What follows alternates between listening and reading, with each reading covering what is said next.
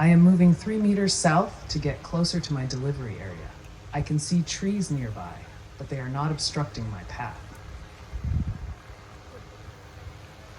So you can see it's making a downward movement to have a look at the gap, and this is its probabilistic belief space that it's building up a bit like Minecraft. But this isn't just a sensor feed, it's actually its beliefs in the generative model of what it sees before it. I am moving 1 meter south to get closer to my delivery zone. I can see trees nearby, but there are no obstacles directly in my path. And the drone can make small movements forward or a little bit longer movements forward. And at every time point, it thinks a I am couple of... reversing direction to face north. I can see a tent to my left and trees nearby, which may provide cover as I